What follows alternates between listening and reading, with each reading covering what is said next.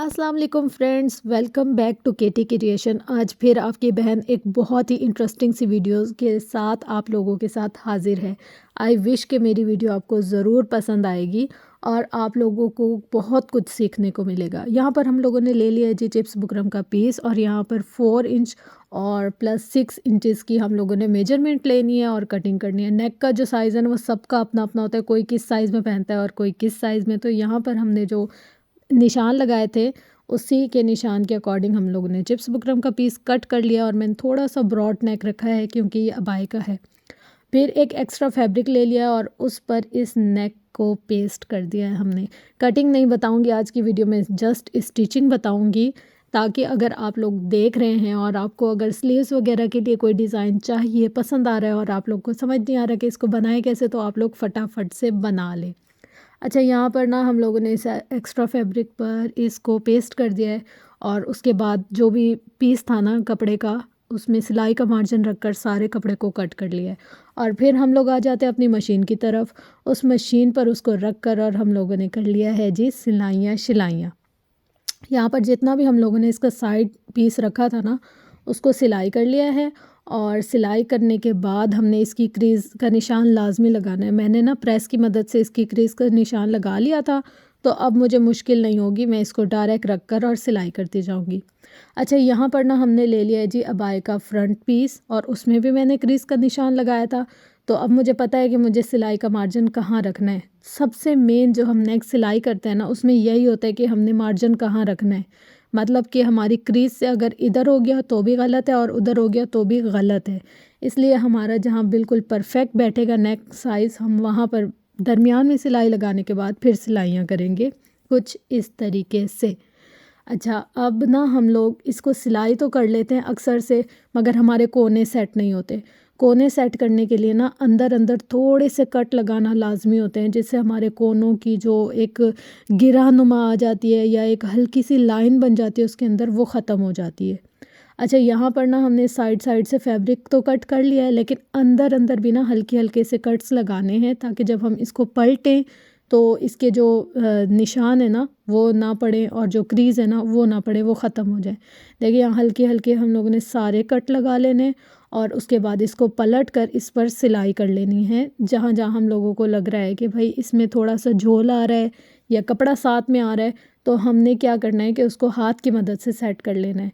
Press हम लोग कर लेते हैं कभी कभी, लेकिन ये है कि थोड़ा अंदर की तरफ फैब्रिक आ जाता है, तो उसको इस हिसाब से हम लोग सेट करेंगे कि हम लोग हाथ की मदद से थोड़ा थोड़ा सा सरकाते जाएंगे और सिलाई करते जाएंगे। बहुत ज़्यादा टाइट हाथ नहीं रखना। अगर हम बहुत ज़्यादा टाइट हाथ रखेंगे ना, तो क्या होगा कि हमारा फैब्रिक जो है ना वो थोड़ा खिंचाव वाला हो जाएगा। देखिए, यहाँ पर अब इसके अंदर जितने भी झोल आ रहे थे वो सब ख़त्म हो गए। अब हम लोग करेंगे जी इसकी बैक नेक की कटिंग। बैक नेक में हमेशा ओरेब कपड़ा यूज़ होता है, तो यहाँ पर मैंने ओरेब कपड़ा कटिंग कर कर और प्रेस करके सेट कर कर रख लिया था। अब जैसे मैंने बैक नेक कटिंग की, मैंने तकरीबन 3 इंचज़ डेप्थ में बैक नेक कटिंग की है, और उस पर ये ओरेब शेप में फैब्रिक रख कर और इसको हमने कर लेना है सिलाई। सिलाई करने के बाद बहुत ही ज़्यादा जो मेन इसका काम होता है ना, कि इसमें झोल आने लग जाता है, उस झोल को हम लोगों ने इससे दूर करना है। देखें फ्रेंड्स, कटिंग और स्टिचिंग कोई भी मुश्किल काम नहीं है, बस थोड़ी बहुत ना हमें टिप्स और ट्रिक्स की ज़रूरत होती है। जैसे ही हम उनको अप्लाई करते हैं ना, हमारा टफ़ से टफ़ काम भी ना बहुत ही आसान होने लग जाता है। तो बस हमें उन जो छोटे छोटे स्टेप्स होते हैं ना उनको फोकस करना होता है, और उसके बाद हमारी जो सिलाई है उसमें क्या तो नीटनेस आ जाती है, कितने तो अच्छे तरीके से हमारे कपड़े सिलाई हो जाते हैं। अब बैक नेक सिलाई करने के बाद उस पर एक और एक्स्ट्रा सिलाई लगाने के बाद हमने इसके शोल्डर्स को जोड़ना है, और शोल्डर्स को कुछ इस तरीके से जोड़ना है कि जो बैक पर हम लोगों ने एक छोटी सी पट्टी लगाई है उसको पलट करना हम लोगों ने फिर इसके अंदर शोल्डर की सिलाई कर लेनी है। देखिए, इस स्टेप से हमारे दोनों शोल्डर ऐसे ही जोड़ने हैं सेम पैटर्न में, ताकि हमारी ये जो स्टिचिंग है ना वो काफ़ी अच्छी और बेहतरीन रहे। फ्रेंड्स, अगर आप लोगों की नज़र में कोई ऐसे डिज़ाइनिंग है जो आप लोगों को लगता है मुश्किल है, या आप लोगों को नहीं आ सकती, या ऐसा है कि आप लोगों को उसमें किसी चीज़ की डिफ़िकल्टी फ़ेस करनी पड़ रही है, तो आप वो कमेंट बॉक्स में कह लें। और अगर ऐसा नहीं है, आप लोग कोई और जैसे ड्रेस, शरारे गरारे, साड़ी या शादी से रिलेटेड अगर कोई ड्रेस डिज़ाइनिंग सीखना देखना चाहते हैं, और अगर उसके अलावा भी कोई ऐसी चीज़ है जो आप लोग कहते हैं कि हम लोग ये करें या आप हमें हमारे साथ ये शेयर करें, कटिंग या स्टिचिंग, तो आप लोग वो ज़रूर मुझसे कंसर्न कर सकते हैं कमेंट बॉक्स में भी। और उसके अलावा इंस्टाग्राम आईडी है सेम इसी चैनल के नाम से ही, केटी क्रिएशन। उसका लिंक मैं डिस्क्रिप्शन में दे दूँगी ताकि आप लोगों को कनेक्ट करने में बहुत आसानी हो। तो आप वहाँ पर जाकर भी कनेक्ट कर सकते हैं, या सवाल है या कोई बात है तो वो कर सकते हैं। कोशिश ये होती है कि बिल्कुल सिंपल और इजी से मेथड के साथ आप लोग के साथ चीज़ें शेयर की जाएँ, ताकि जब आप लोग काम करने के लिए बैठे तो आप लोगों को कोई भी मुश्किल फेस ना करनी पड़े। फ्रेंड्स, यहाँ पर हमने ले लिया है इलास्टिक का पीस, जो कि मैंने आप लोग के सामने सारा मेजरमेंट और कटिंग किए। अब मैंने यहाँ पर जो शोल्डर है ना, उसमें एक जॉइंट डाला है। मतलब हमारी स्लीव्स पूरी नहीं हो रही थी, तो मैंने साइड से कपड़ा कटिंग कर कर उसमें जॉइंट अटैच कर कर और उसको कर लिया है जी सिलाई। अच्छा, अब ना हम लोगों ने क्या करना है कि इसकी स्लीव्स के आगे ना थोड़ा-सा हमने फ़र वाला डिज़ाइन बनाना है, कुछ इस तरीके से। फिर हम जैसे नेफ़े को फ़ोल्ड करते हैं, या फिर जैसे हम पांचे को फ़ोल्ड करते हैं, यानी कि 2 इंच चौड़ी पट्टी रखकर हमने इसको सिलाई करना है। और फिर इसके साथ थोड़ी-सी और गैप देकर फिर उसको सिलाई करना है। अच्छा, अब क्या होगा इसका, ये सिलाई हो गई पूरी कंप्लीट।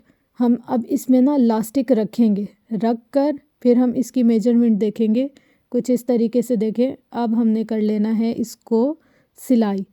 अब हम इसके अंदर जब इलास्टिक इंसर्ट करेंगे ना, तो हमें मुश्किल नहीं होगी, क्योंकि हमने इसको मेजरमेंट कर कर फिर सिलाई किया है। देखें, यहाँ पर हमने इसको नाप लिया है। नाप करने के बाद अब हमने इसको किया है जी सिलाई कुछ इस तरीके से। अब हम इसमें ना इलास्टिक को इंसर्ट करेंगे। देखिए, इस लेवल पर हम इसमें इलास्टिक को इंसर्ट करेंगे। अगर आपके पास मशीन की सुई है तो भी ठीक है, अगर आपके पास कोई और मीडियम है लाइक पिन है या कुछ भी है, क्योंकि इसका जो होल है ना वो थोड़ा छोटा होता है। इसको हम अगर जो सिलाई होती है उससे इंसर्ट करेंगे ना तो शायद ना हो, क्योंकि सिलाई की थोड़ी सी मोटी होते हैं फेस वगैरह, मतलब मोटाई ज़्यादा होती है, तो हमारी शायद इतने से स्पेस से ना जाए। तो मेरे लिए तो ये बेस्ट ऑप्शन है, मैंने मशीन की जो सिलाई वाली सुई होती है ना वो वाली सुई इस्तेमाल की है और बहुत ही आसानी से हो गया है। अब इसके दोनों सिरों पर ना हम हल्की हल्की सी सिलाई करेंगे। देखिए, यहाँ पर हमने ऐसे इलास्टिक रखा और हमने इस पर सिलाई चला दी। अब क्या होगा कि अगर हम इसको थोड़ा सा खींचें भी ना तो भी हमें दिक्कत नहीं होगी। देखें, यहाँ से अगर हम इसको थोड़ा सा खींच कर सेट करें, अगर हमें थोड़ा सा खुला लग रहा है, तंग लग रहा है, हम पहले अपनी बाजू की नाप करेंगे, जितना हमारी नाप के अकॉर्डिंग होगा, फिर जो एक्स्ट्रा होगा उसको कट कर लेंगे।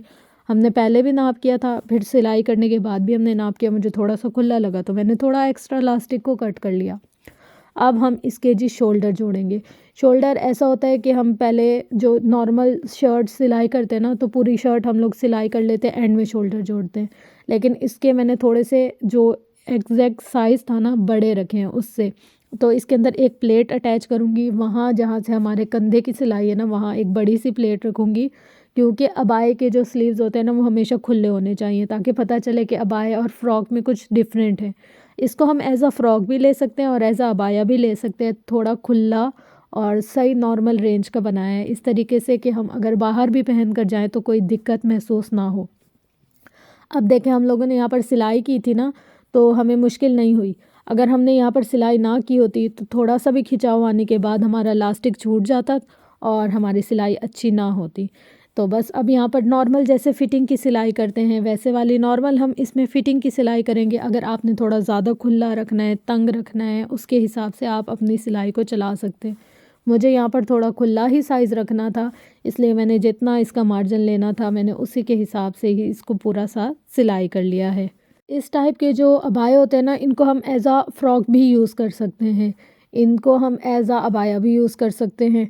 अब थोड़ी बहुत ना स्टिचिंग का फ़र्क होता है, लाइक हम जो फ़्रॉक यूज़ करते हैं उसमें हम फ़िटिंग ज़्यादा देते हैं, लेकिन इसमें हम फ़िटिंग नहीं देंगे। ये आजकल बहुत ज़्यादा ट्रेंडिंग में है और हमेशा जब भी हम शर्ट की सिलाई करते हैं ना तो जो फ़िटिंग की सिलाई होती है उसमें 2 सिलाइयाँ करना लाज़मी होता है।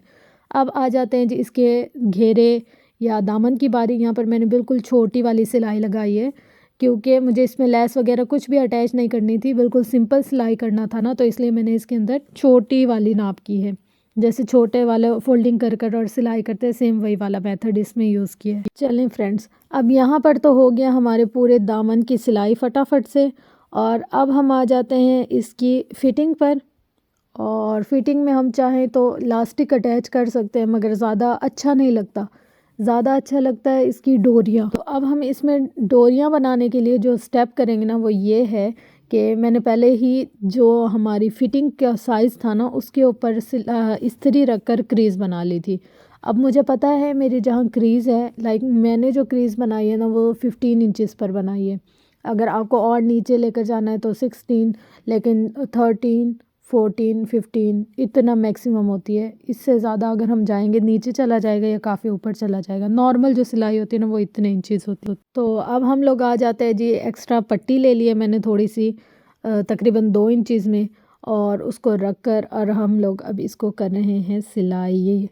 यहाँ पर हम लोगों ने 2 साइड इसका मुंह रखना है, और जो हमने डोरी भी अटैच करनी है वो एक साइड से डालकर उसी दूसरी साइड से ही निकालनी है। देखिए यहाँ पर हम लोगों ने इसको सिलाई कर लिया, और अब हमने इसका मुंह भी यहाँ पर सिलाई कर लेना है कुछ इस तरीके से, देखें। और अब सेम इसी तरीके की ही पट्टी दूसरी साइड पर भी रख कर हम लोग दूसरी साइड से भी सिलाई कर लेंगे इसको। ये देखिए फ्रेंड्स, काफ़ी अच्छे से सिलाई हो गई, और इसमें मैंने एक्स्ट्रा फैब्रिक यूज़ किया है 2 इंचेस का। और अब दूसरी साइड यानी कि ऊपर वाली साइड से हमने पूरी राउंड शेप में सिलाई कर ली। अब हम इसकी दूसरी साइड से रखकर नीचे वाली शेप में भी दोनों साइड में राउंड सिलाई कर लेते हैं। देखिए इस तरीके से हमारा पूरा अबाया स्टिच हो गया है। ऐसा अबाया भी है और एज आ फ्रॉक भी इसको हम यूज़ कर सकते हैं। अच्छा, अगर आपको ना मेरी वीडियोस में कोई चीज़ ऐसी है जो मिस लगती है, या कोई चीज़ ऐसी है कि आप लोग कहें कि ये थोड़ी सही नहीं बताई, या इसमें हम लोगों को थोड़ा सा कुछ समझ में नहीं आया, तो ये आप लोगों को जानने के लिए कमेंट करने पड़ेंगे। मतलब कि अगर आपको कुछ ऐसा लगता है कि मेरी स्टिचिंग सिखाने में या बताने में कुछ मिस है तो ज़रूर कमेंट बॉक्स में बताएगा, क्योंकि आपका फ़ीडबैक मेरे लिए बहुत ज़्यादा मायने रखता है। यानी कि जैसे आप लोग मुझे बताते हैं उस हिसाब से मुझे गाइडलाइन मिलती है कि मुझे नेक्स्ट वीडियो किस बिहाफ पे बनानी चाहिए, किस चीज़ को बेहतर करना चाहिए, किस चीज़ को बहुत अच्छा करना चाहिए।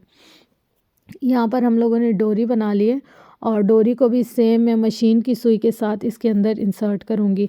देखें इस तरफ से डालूँगी ना मैं, तो सेम आगे पूरा राउंड घुमा के इसी तरफ से ही डोरी निकालूँगी, क्योंकि मैंने डोरी का साइज़ थोड़ा सा बड़ा रखा था।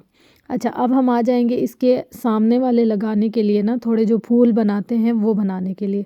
यहाँ पर मैंने 4 पीस कट कर लिए हैं फैब्रिक के, देखें इस तरीके से। और अब हमने इसमें डोरी इंसर्ट की, और अब इसको हमने कर लिया ना है सिलाई। ये देखें यहाँ पर इसको रख कर, और ये जी हो गई हैं हमारी सिलाइयाँ डन। इतना रख कर ना, और ये थोड़ा सा ना फैब्रिक नीचे नज़र आता उसको भी मैंने सिलाई कर लिया है, और ये हमारा फ़्रॉक हो गया है तैयार। टन टना। आई होप कि मेरी जो वीडियो है ना वो आपको पसंद आए, और मेरा बताने का सिखाने का अंदाज़ तरीका आप लोगों को समझ आ जाए। कोई भी ऐसी चीज़ मैंने अपनी तरफ से कोशिश की है कि ना बताऊं जो आप लोग को समझ ना आए या मिस हो जाए, या आप लोग उसमें थोड़े से कंफ्यूज हो जाएं। लेकिन अगर फिर भी अनजाने में कुछ ऐसा हो गया हो तो उसके लिए माज़रत।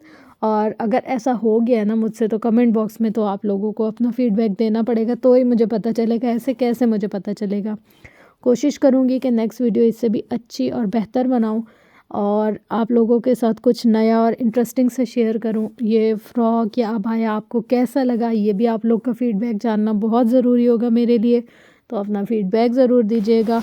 इंशाल्लाह मिलते हैं नेक्स्ट वीडियो में। तब तक के लिए अपना गिरदोनवा अहलो अयाल का बहुत ज़्यादा ख्याल रखिएगा, और ख़ास तौर पर मुझे अपनी दुआओं में बहुत ज़्यादा याद रखिएगा, क्योंकि आप लोगों की जो दुआएं ना वो बहुत बहुत ज़्यादा मेरे लिए प्रीशियस हैं।